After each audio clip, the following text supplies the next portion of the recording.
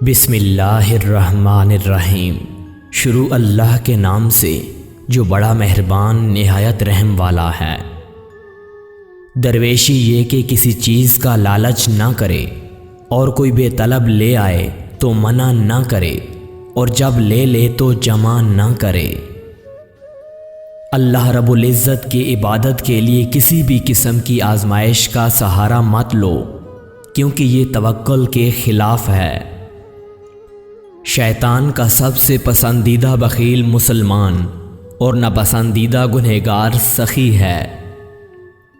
اللہ تعالیٰ اس شخص پر رحمت کے دروازے کھول دیتا ہے اور شر کے دروازے بند کر دیتا ہے جو شخص اللہ تعالیٰ کو یاد کرتا رہتا ہے، اور اسی طرح اللہ تعالیٰ اسے اپنا محبوب بنا لیتا ہے۔ لغو باتیں گمراہی کی دلیل ہیں، اور غافل نہ ہونا حقیقت وفا کی نشانی ہے۔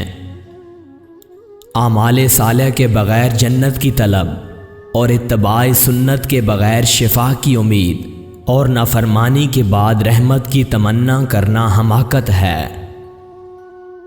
بارگاہ خداوندی وہاں ہے جہاں تمہارا وجود باقی نہ رہے۔ اگر صاحب بدعت کو دیکھو کہ وہ ہوا میں چل رہا ہے تو پھر بھی اس کی پیروی مت کرنا۔ اعتماد مکمل نہ ہو تو عبادت فضول ہے۔ ظاہری شرک بتوں کی پوجا ہے، اور باطنی شرک مخلوق پر بھروسہ کرنا۔ اس بات سے ڈرتے رہو کہ خدا کی نظریں تم پر ہیں۔ عارفین خود سراپا دولت ہوتے ہیں، انہیں کسی قسم کی دولت کی ضرورت نہیں ہوتی۔